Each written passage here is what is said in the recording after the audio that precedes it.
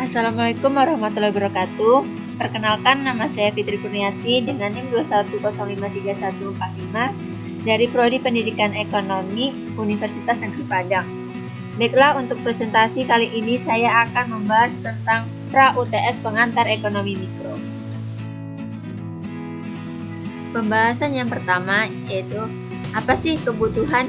Kebutuhan adalah segala sesuatu yang dibutuhkan manusia atau hasrat manusia untuk memiliki dan menikmati kegunaan barang dan jasa yang dapat memberikan kepuasan bagi jasmani dan rohani untuk kelangsungan hidup.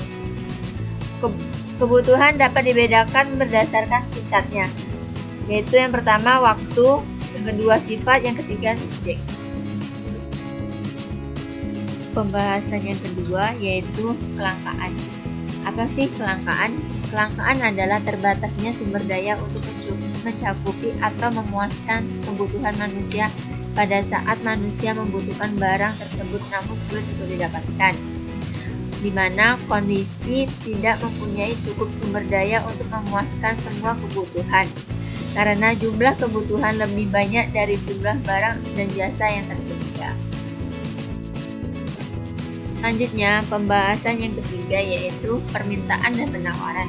Apa sih permintaan? Permintaan adalah sejumlah barang yang diinginkan dan mampu dibeli konsumen untuk memenuhi kebutuhan pada berbagai tingkat harga dan waktu tertentu. Penawaran. Apa sih itu penawaran? Penawaran adalah hubungan antara harga dan kuantitas untuk setiap unit pada waktu yang akan dijual.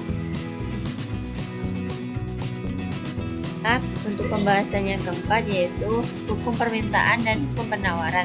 Apa sih hukum permintaan? Hukum permintaan adalah apabila harga produk atau jasa mengalami penurunan, maka jumlah permintaan mengalami kenaikan.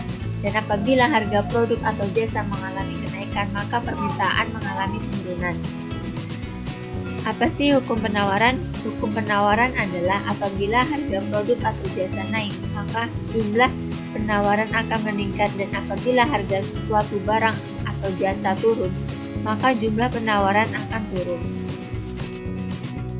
Pembahasan yang kelima yaitu mekanisme harga. Apa sih mekanisme harga? Mekanisme harga adalah proses yang berjalannya atas dasar grafik tarik-menarik antara konsumen dan produsen, baik dari pasar output atau barang ataupun input atau faktor produsen, jadinya harga atau setiap produksinya. Baik, pembahasan yang ke-6 yaitu isi permintaan diperoleh ID sama dengan 12 dikurang 4P. ID sama dengan 12 dikurang 4P sama dengan 12 dikurang 4 dikali 1 sama dengan 12 dikurang 4, yaitu hasilnya 8.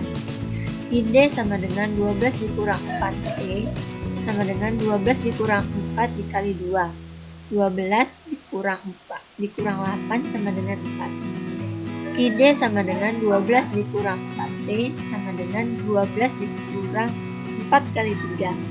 12 sama dengan 12 sama dengan 12 dikurang 12 sama dengan 0. Grafiknya pada gambar di samping. Kuantitas barang 4 terletak pada harga 2 dan kuantitas harga 3 terletak pada harga 1. ID sama dengan 12 kurang 4. Baiklah, pembahasan yang ke-7 yaitu tentang motif konsumen. Motif konsumen adalah suatu dorongan kebutuhan dan keinginan individu yang diarahkan pada tujuan memperoleh kepuasan dalam hal konsumsi.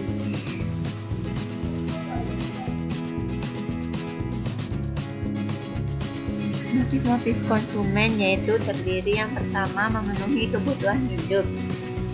Apa sih kebutuhan hidup? Yaitu secara kebutuhan terhadap produk, kebutuhan mencari kenyamanan dari produk, dan kebutuhan mencari kepuasan. Yang kedua, mencari kepuasan, yaitu kegiatan yang tercapai dari sebuah barang dan jasa. Yang ketiga, yaitu meningkatkan status sosial. contohnya banyaknya barang dan jasa yang dibeli.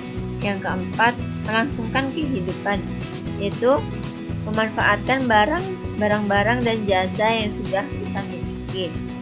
Yang kelima, diterima di lingkungan sekitar, yaitu menerimanya masyarakat kita dalam suatu pembuatan barang dan jasa.